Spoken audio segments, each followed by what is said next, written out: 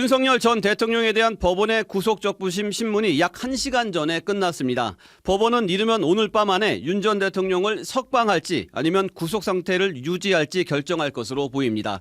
현장 연결합니다. 정다운 기자.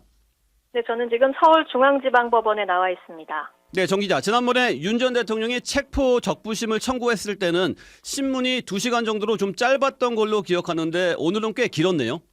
네, 오늘 오전 10시 15분에 시작한 구속적부심 심사는 점심시간 1시간가량 후정을 제외하고 5시간 가까이 진행됐습니다.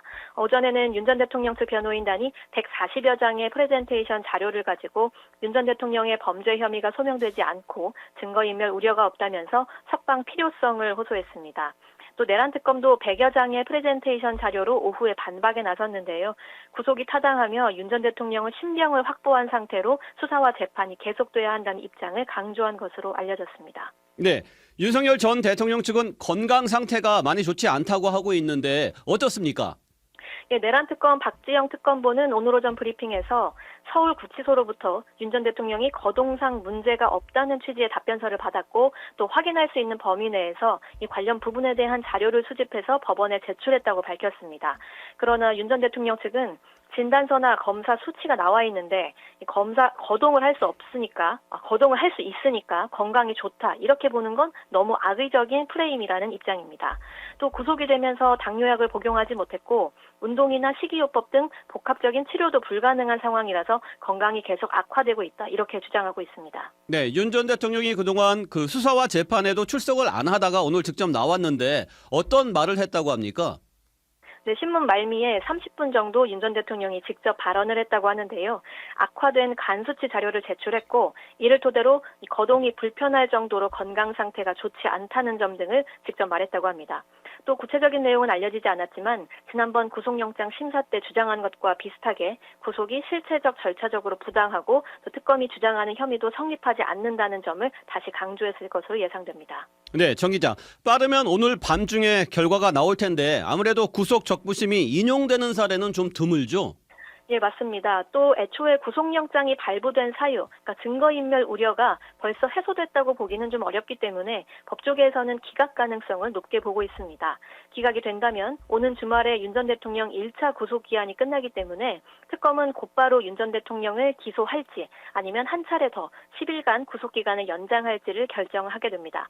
반대로 만약 오늘 적부심 청구가 받아들여지면 윤 전 대통령은 서울구치소에서 풀려나서 불구속 상태로 수사와 재판을 받게 됩니다. 네, 내란 특검은 구속 적부심이 진행되는 오늘도 숨가쁘게 수사를 한 모양인데 누구를 불렀습니까?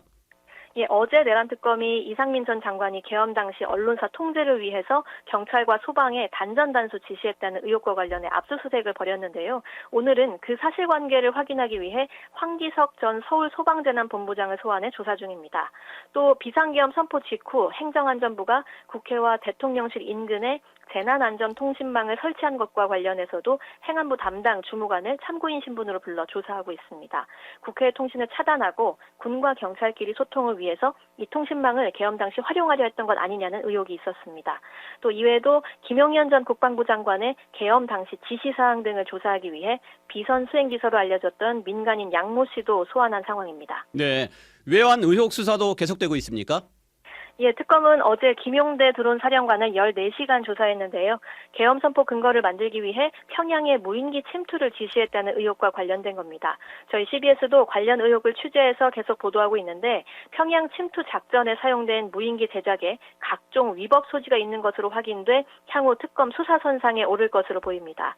이 문제의 무인기는 국방과학연구소가 입찰 공고를 할 당시엔 저가형 소형 무인기 연구를 목표로 했고 비용은 연구개발 목적 외에 사용이 금지된 국가연의 기술료로 집행이 됐습니다. 연구개발용이라는 사용처가 분명하고 당연히 성능도 그러한 수준으로 좋지 않았는데도 드론사가 평양에 침투하는 실제 작전에까지 사용했다는 겁니다. 당시 윤 전 대통령의 지시에 따라서 급하게 무인기 제작이 이뤄졌는데 이 성능 부족으로 추락 위험이 높은 무인기들을 일부러 날려서 북한과의 마찰 상황을 유발하려 했다. 이런 의혹이 제기됩니다. 네, CBS 단독 취재 내용까지 살펴봤습니다. 윤 전 대통령 구속 적부심 결과는 노컷 뉴스를 통해 계속 전해드리겠습니다. 정치부 정다운 기자 수고했습니다. 지금까지 CBS 박재환의 뉴스톡이었습니다. 노컷으로 보는 뉴스의 새로운 기준. 지금 알림과 구독 설정하시고 함께하세요.